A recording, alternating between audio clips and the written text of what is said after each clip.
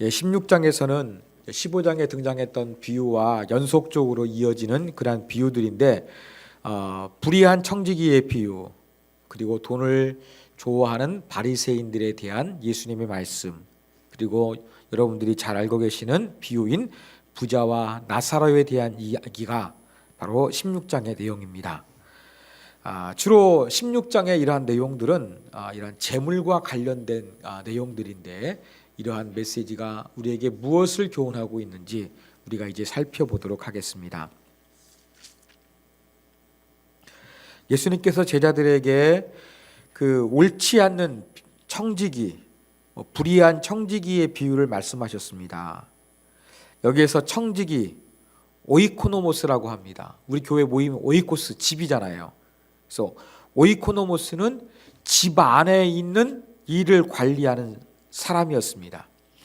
근데 집 주인의 임명을 받아서 집안의 재정 또 행정을 처리하는 그러한 고용된 종이었습니다. 이 그레코 로마 사회에서 이 발견되는 이 청지기 오이코노모스는 일반적인 재정을 관리할 뿐만 아니라 토지 관리도 했어요. 그래서 토지에서 땅을 빌려줘서 소작농들이 농사를 짓고 이 소작류를 관리하는 역할도 담당했습니다. 이러한 그 청지기는 주인의 가정의 재산을 잘 유지하고 관리하여 재산을 증식시키는 것이 그에게 주어진 임무였습니다. 어떤 부자도 이 청지기를 고용했습니다. 그럼 기대하는 게 무엇이겠습니까? 내 자산을 잘 관리해 주기를 바랬던 것입니다. 내 자산이 늘어나기를 바랬던 것입니다.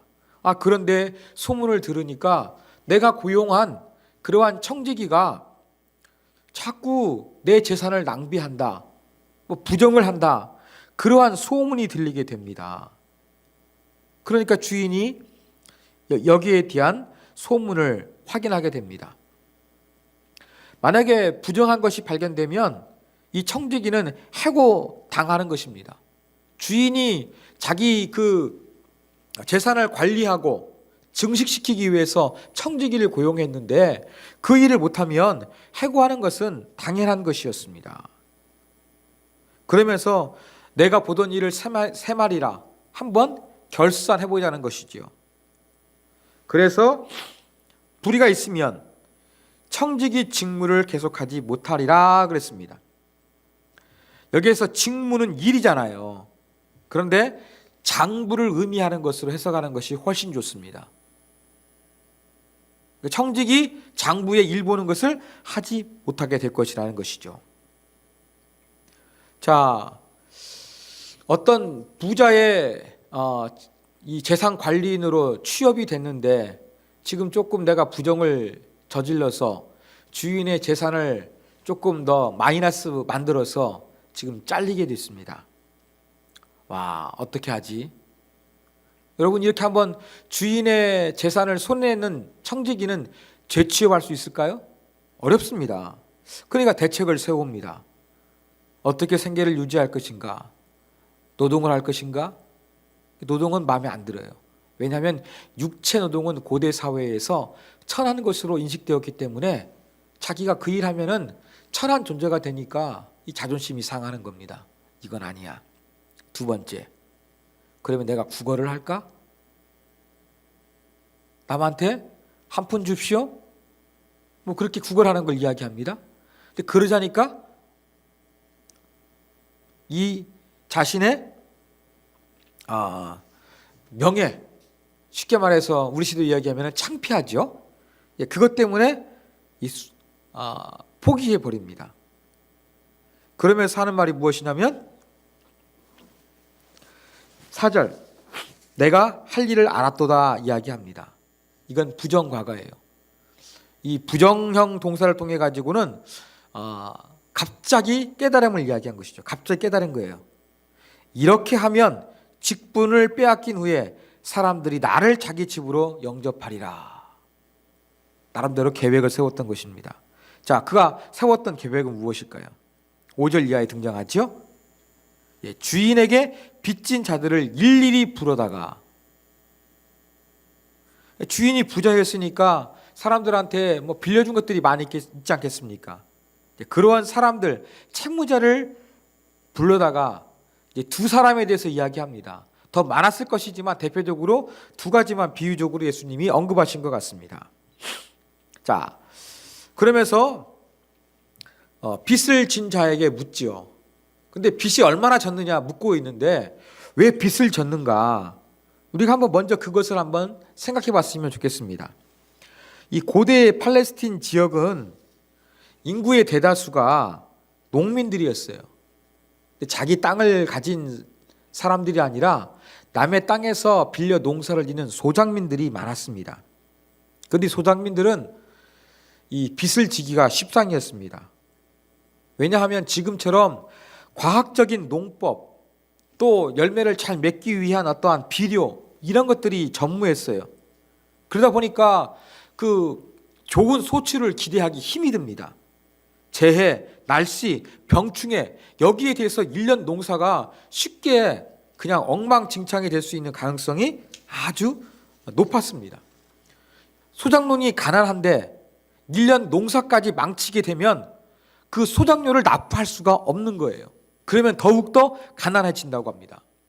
그런데 어떤 학자는 당시의 농사 실패율이 30%에서 한 46% 됐을 것이다. 이 정도면 소작농들의 그 빚이 늘어나는 것은 당연한 것이다. 그렇게 이야기를 합니다. 자, 이러한 배경을 이해해 두고서 이제 빚진 사람이 등장하지요. 너 주인에게 얼마 빚졌습니까? 그러니까 나는 기름 100마리라고 이야기합니다. 얼마나 될까요? 기름 100마리는요 380리터예요. 1.5리터라고 한다면 한 180병 될까? 160, 70병 될까요? 엄청나죠? 그리고 이 기름 100마리는 감람류를 이야기합니다. 그런데 감람류 380리터를 얻으려고 그러면은요 감람나무 150그루가 필요합니다. 상당히 많은 빚입니다. 그런데 이 불의한 청지기가 어떻게 합니까? 50%라고 써라 라고 하면서 주인의 그 채무 계약서를 자기 마음대로 위조해 버리는 거예요. 자, 그 다음에 어떤 사람한테는 당신 빚 얼마 졌습니까? 그러니까 이야기하기를 밀 100석이라고 이야기합니다. 이 사람에게는 80이라고 쓰라고 이야기합니다. 얼마나 될까요? 밀 100석을 리터로 바꾸면은요 39,300리터에 해당합니다. 제가 가지고 있는 자료가 보니까 이는 그 100에이커의 땅에서 수확되는 밀의 양이래요. 제가 네이버에서 환산해 보니까요 122,417평이에요. 엄청나죠? 그리고 노동자가 10년 동안 일해야 벌 수 있는 양의 그 밀을 지금 빚진 거예요. 근데 이것을 80으로 바꿨어요. 재미있는 것은요, 이 그 증서라는 단어가 있지 않습니까? 증서가 단수가 아니라 복수로 되어 있어요, 전부 다. 그렇다면 무슨 얘기냐? 한 번에 왕창 빚진 것이 아니라 계속 여러 차례 누적이 된 거라는 겁니다. 이런 문서들을 위조해가 전부 다 한 사람은 100에서 50으로, 감람류는. 그 다음에 밀은 100에서 80으로 바꿉니다. 근데 감람류에 대한 이자율은요, 50%였어요. 그러니까 반절로 디스카운트 했고요. 그 다음에 밀에 대한 그런 이자율은요, 25%였어요. 그러니까 80 정도로 이렇게 낮춘 겁니다. 어떤 학자들은 계약할 때 업무 대행해 주면서 커미션 먹지 않습니까? 이것을 그냥 포기했다. 그런 얘기도 합니다. 자, 그러면 고대 사회에서는 이렇게 계약 문서 집안의 청지기가 위조 활동으로 그렇게 허술했을까? 아닙니다. 옛날에는 그 계약서가 두 종류가 있었어요. 직접 계약서가 있고요. 그 다음에 제3자가 들어가는 그러한 그 요즘으로 하는 그런 부동산 계약서처럼 그런 제3자가 개입되는 간접 계약서가 있었습니다. 그런데 이 직접 계약서는 쌍방 간의 계약을 하는 거예요. 여기에서 지금 그 불의한 청지기가 주인의 채무 그 증서를 조작하고 있잖아요. 이것은 은행 같은 어떠한 그런 어떤 제3의 기관이 개입되지 않는 쌍방 간의 채무 계약서를 의미하겠죠. 이것을 지금 불의한 청지기가 마음대로 탕감해주고 있는 거예요. 그러면 탕감해주는 이유가 무엇입니까? 아까 5절 나와 있는 거예요. 이렇게 내 재산은 아니지만 어차피 나는 잘리니까 그냥 내가 인심 써가지고 그 내 주인에게 지금 빚진 자들의 빚을 탕감해주면 나중에 이 탕감받은 자들이 자기에게 호의와 은혜를 베풀 것을 기대하면서 이것을 하게 했던 것이었습니다. 자, 이러한 것을 계획에 실행하는 청지기가 있습니다. 이것을 알게 된 주인이 반응하는 게 특이합니다. 어떻게 합니까? 칭찬을 하죠. 8절 보니까 칭찬했어요. 왜 칭찬했을까요? 지금 주인의 재산상으로 볼 때에는 마이너스가 난 거예요. 그런데 칭찬한 것은 바로 무엇이냐면 비록 재산상의 손실은 있을지 모르지만 이 불의한 청지기가 그 부채를 탕감해 줌으로 말미암아 주인의 명예를 높여준 거예요. 야, 이 사람 대인배고 가난해서 빚받기 어려우니까 빚을 탕감해 줬대. 사람 좋은 사람이야, 괜찮은 사람이야, 선한 사람이야 라는 그런 좋은 명예를 얻게 해준 거예요. 그래 가지고 칭찬해 준 것으로 우리가 해석할 수가 있는 것입니다. 그렇지만 8절에 보면은 그 행동 자체가 옳은 것은 아니에요. 이 옳지 않은 청지기라고 이야기하고 있어요. 분명히 좋은 청지기는 아니었지만 그래도 자기가 해고당할 즈음에 그 주인의 재산을 가지고서 주인의 명예를 높여주는 그러한 일에 사용함으로 말미암아서 옳은 일을 했다. 주인을 기쁘게 하는 일을 했다. 그렇게 예수님께서 이러한 비유를 말씀하셨습니다. 그러면서 이어지는 말이 무엇입니까? 이 세대의 아들들은 자기 시대에 있어서는 빛의 아들들보다 더 지혜로움이니라. 이 세대의 아이들, 빛의 아이들, 이것은 당시에 흔히 사용했던 이분법적인 용어였어요. 이 세대의 아이들은 세상 밖에 있는 사람들이죠. 빛의 아들들, 이러한 이름은 쿰남 공동체에서 많이 사용했는데 자기들이 하나님의 거룩한 자녀라고 하면서 빛의 아들이라고 표현했는데 바로 이렇게 불의한 청지기가 재물을 잘 사용하지 않습니까? 행동, 그 사람 자체가 옳은 것이 아니라 어려웠을 때 좋게 한번 행동을 한 거거든요. 여기에 대해서 더 지혜롭게 재산을 활용했다. 이 부분을 예수님께서 말씀하여 주신 것입니다. 이게 어떤 의미입니까? 어떤 때에는 신앙 있는 사람이 재물을 사용하는 것보다 오히려 신앙이 없는 사람이 오히려 재물을 믿음 있는 사람보다 더 지혜롭게 사용할 때도 있다는 것을 예수님께서 말씀하신 거였습니다. 그러면서 9절 뭐라고 말씀하십니까? 불의의 재물로 친구를 사귀라. 불의의 재물로 친구를 사귀어서 뭔가 베풀어 주라는 것입니다. 그리고 나중에 이것이 자기에게 좋은 곳으로 돌아올 것이라고 이야기하고 10절에도 보면은 이렇게 작은 것에 충성하면 큰 것에도 잘 충성하고 작은 것에 불의하면 큰 것에도 불의할 것이다 이야기합니다. 그리고 불의하면은 충성하지 아니하면 누가 너에게 참된 것으로 맡기겠느냐. 불의한 세상적인 재물에도 충성하지 아니하면 참된 것 하나님 나라에 있는 것으로 어찌 맡길 수가 있겠느냐. 그렇게 말씀하시면서 이제 그 재물을 가지고 예수님의 요점은 무엇이냐. 재물을 가지고 다른 사람을 위해서 사용하라는 것입니다.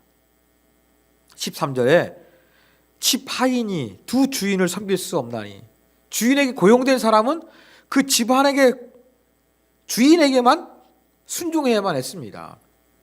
두 주인 섬길 수가 없던 것처럼 바로 이제 하나님과 재물 사이에서 선택을 위한 결정이 필요하다. 하나님이냐 재물이냐 선택할 때에 바로 하나님을 제대로 우선순위에 대고 섬겨야 된다라는 것이 바로 예수님의 가르침입니다. 자, 이 이야기를 제자들에게 말씀하셨는데 누가 들었느냐? 바리새인들이 들었어요. 근데 바리새인 듣고서 예수님 말씀을 피식거리면서 비웃습니다. 왜 그랬을까요? 자기들이 볼 때에는 맞지 않는 이야기였거든요. 바리새인들은 돈을 좋아했다. 그렇게 성경이 표현합니다. 여러분 아시다시피 율법을 제일 거룩하고 또 완벽하게 지키려고 노력했던 사람이 바리새인들이잖아요. 이 경건한 사람들이 왜 돈을 좋아했을까요? 그 배경도 우리가 이해할 필요성이 있습니다. 바로 그 이유는요, 그 구약의 재물관 때문에 그렇습니다. 구약에 보면 아브라함, 이삭, 야곱, 요셉, 또 다윗도 그랬고, 또 솔로몬도 믿음으로 했을 때 하나님이 복을 주시지 않습니까? 경건한 자들, 하나님을 잘 섬기는 자들은 복을 받았다는 것이 바로 구약 시대의 재물관이에요. 그래서 그의 재물이 많아지면 하나님께 인정받는 존재고, 재물이 많지 않으면 하나님께 인정받지 못하는 존재라는 의식이 있었습니다. 그래서 바리새인들도 물질이 많은 걸 가지고 어떠한 증표로 받아들였느냐?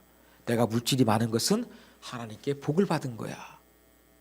그런 생각 하다 보니까 내가 물질이 많아야 다른 사람들이 볼 때에 내가 복받은 존재로 보이는 거예요. 그래서 바리새인들은 돈을 좋아했던 것입니다. 그리고 예수님 당시에 바리새인들은 실질적으로 중산층 전부 다 이상이었어요. 그 당시에는 주자층이 얼마나 있겠습니까? 대부분 하층이었지.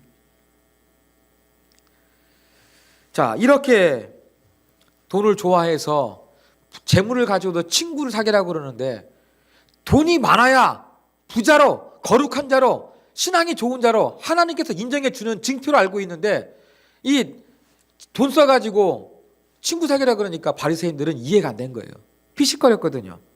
그때 예수님께서 뭐라고 말씀하십니까? 너희가 지금 재물 많은 것이 부자고 하나님께 인정받는다고 생각하고 있는데 이건 진짜가 아니다. 너희 마음 중심을 보신 하나님께서 너희가 그 높임을 받는 것, 부자를 통해서 인정받는 것, 이거 바로 하나님 앞에서 미움받는 것이다. 그렇게 말씀하십니다. 자, 그러면서 예수님께서는 그 이제 돈을 좋아하는 거, 구약적인 사고지 않습니까? 그럼 예수님께서 이제 구약적인 것을 가지고서 16절 이하에서 말씀을 하세요. 얼핏 보면 이해가 안 되는 것 같은데 그렇게 구약적인 배경이라는 것에 연결고리가 됩니다. 16절 보면 예수님께서 율법과 선지자는 구약시대를 이야기하죠. 요한의 때까지요. 그 후부터는 하나님의 나라의 복음이 전파되는 사람, 이거 하나님 나라의 복음의 시대를 이야기합니다. 요한으로부터 구약시대와 하나님 나라의 도래, 그렇게 예수님께서 구분하셨어요. 그런데 하나님 나라가 예수님을 더불어 도래했어도 17절 보니까 어때요?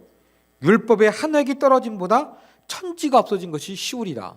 무슨 말입니까? 천지는 없어져도 율법이 조그마한 점 하나 없어지는 게 더 어렵다는 겁니다.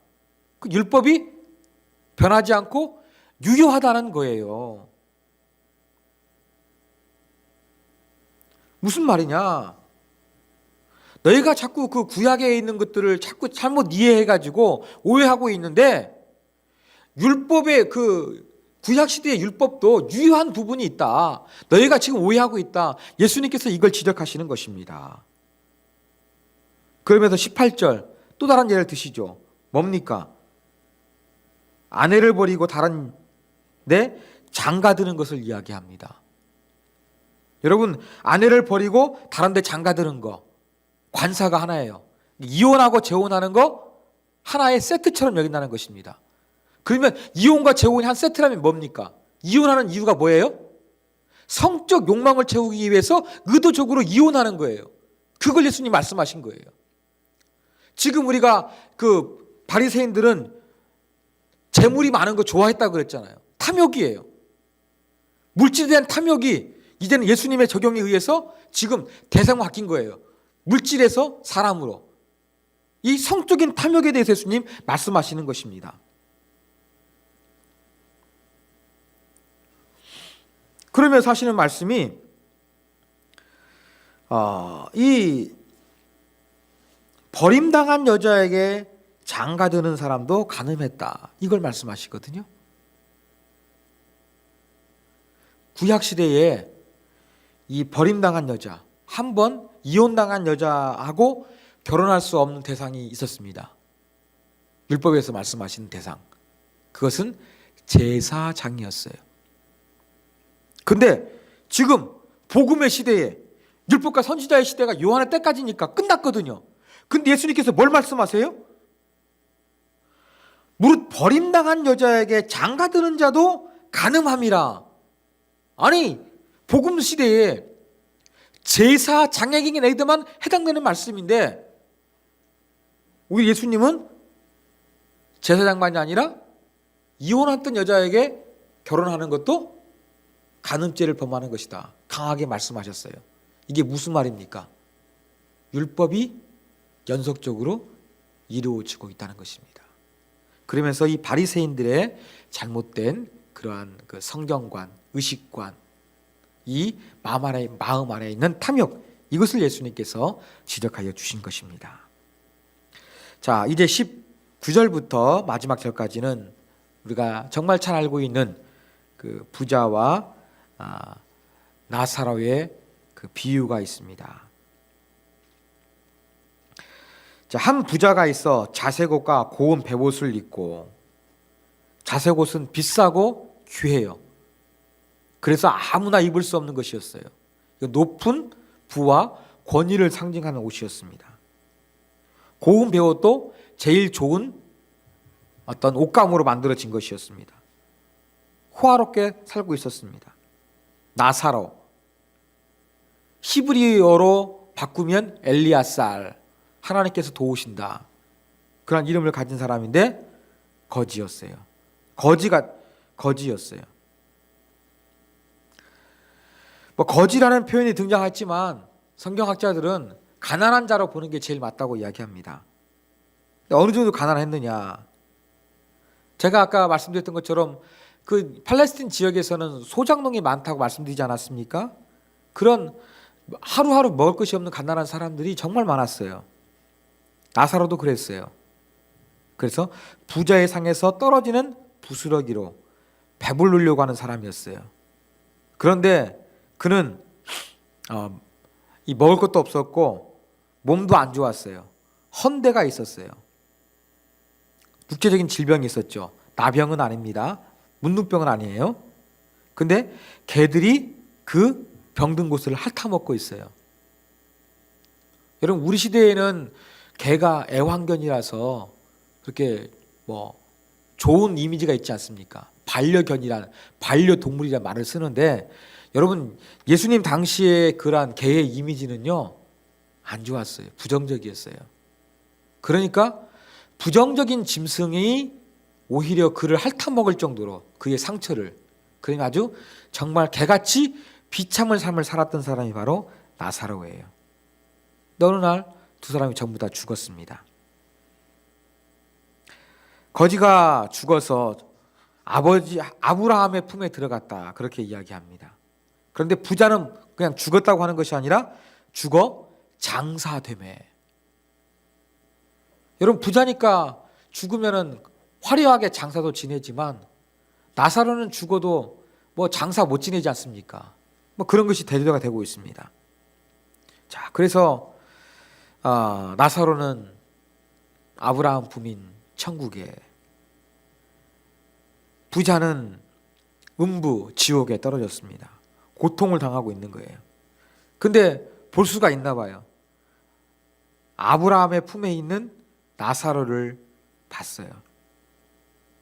그러면서 누구에게 말합니까? 부자는 이 땅에서도 나사로 상도 안 해줬거든요. 역시 음부에 있어도 누구를 부릅니까? 아브라함을 부릅니다. 나사로를 보내서 목타 죽겠는데 물 한 방울 찍어서 내 혀를 서늘하게 하소서. 엄청난 고통을 이야기하는 것이죠. 근데 아브라함이 뭐라고 대답합니까? 너는 살았을 때 좋은 걸 받았고 나사로는 고난을 받았으니, 나사로는 위로받고 너는 고통당하는 게 당연하다는 겁니다. 왜 그럴까요? 자, 24절에 보니까 나사로를 보내요. 부자가 나사로의 이름을 알고 있어요. 이름을 알 정도면 그의 삶도 알았을 거예요. 그러면 의도적으로 부자는 가난한 사람을 도와주지 않았다는 것이 됩니다. 그래서 고통당하는 것입니다. 이거 한 가지 이유예요. 자, 또한 그래서 너는 계속 고통당하고 나사로를 보낼 수 없다. 26절에 또 한 가지 이유가 있어요. 뭐냐? 너희와 우리 사이에는 큰 구렁텅이가 놓여 있다. 구렁텅이가 놓여 있는 것은 수동태예요. 신적 수동태라 그러죠. 하나님이 놓으셔서 하나님에 의한 거기 때문에 우리가 감히 그것을 뛰쳐넘을 수가 없다. 거기에서 올 수도 없고 우리 그곳에 갈 수도 없다. 그걸 이야기하는 것이죠. 그러니까 27절에 보니까 부자가 끈질겨요. 아브라함이요. 그러면 그것도 안 되면, 내가 안 되면, 내가 지옥의 아버니까 고통을 당하고 있는데 내 아버지의 집에, 대가족 시스템이지 않습니까? 형제 5이 있으니까 내 형제들은 고통당하는 곳에 오지 않도록 조금 나사로를 보내가지고 잘 좀 말씀 좀 해주십시오. 그 부탁했던 겁니다. 근데 29절 보니까 아브라함 뭐라고 합니까? 그래? 네 형제 고통당하니까 그렇게 해줄게. 아브라함 그렇게 말하지 않습니다. 뭐라고 합니까? 그들에게 모세와 선지자들이 있으니 그들에게 들을지니라. 무슨 말이에요? 이미 하나님께서 구약을 통해서 말씀하신 것이 있으니까 그 구약의 말씀을 들어도 충분히 가난한 자를 도와줘야 한다는 걸 알고 있다는 거예요. 가난한 자를 도와주라는 것은요, 성경 곳곳에서 발견이 됩니다. 추수할 때에 땅에 떨어진 밀알 가져가지 말라고 하지 않았습니까? 그죠? 예, 가난한 자를 배려하는 거 성경에 충분해요. 성경에서 이미 가난한 자를 배려한다는 거 다 충분히 설명해 줬으니까 나사로 보낼 필요가 없다. 이미 구약에서 충분히 얘기했다. 지금 예수님께서 비유를 통해서 그렇게 말씀하시는 거예요. 그러니까 또 이 부자 정말 끈질깁니다. 아닙니다. 만일 그들에게 가서 이야기하면 우리 형제들은 나처럼 지옥에 오지 않도록 회개할 것입니다. 이게 30절이에요. 여기에 대해서 다시 아브라함이 뭐라고 이야기합니까? 모세와 선지자들에게 듣지 아니하면 비록 죽은 자 가운데서 살아난 자가 있을지라도 권함을 받지 아니하리라. 구약 시대에 하나님의 말씀이 충분히 계시를 했는데 그 충분한 계시의 말씀을 듣고도 듣지 않는 사람은 뭐 한다는 거예요? 예수님의 말씀을 들어도 안 들을 것이다. 바로 예수님께서 이러한 내용을 말씀하여 주신 것입니다. 자, 이게 바로 16장의 내용입니다. 자, 이러한 16장의 내용을 통해서 우리가 배울 수 있는 교훈점 살펴보도록 그렇게 하겠습니다.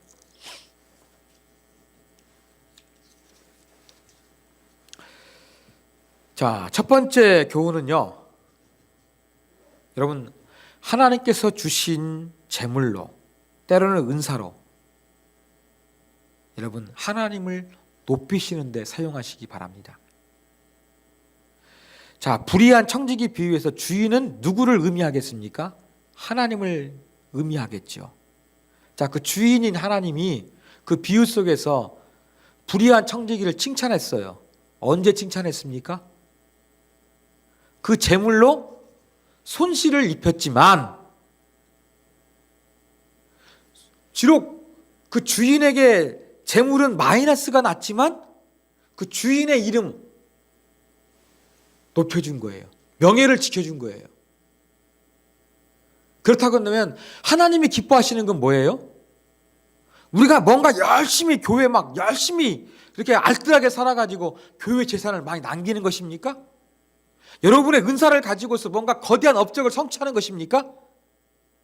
아니에요. 하나님을 높이는 게 더 중요한 거예요. 뭔가 업적으로 위대한 일을 행하는 것, 뭔가 그 자산을 많이 남기는 것, 그게 아니에요. 하나님을 높이는 게 중요하다는 걸 가르쳐주고 있는 겁니다.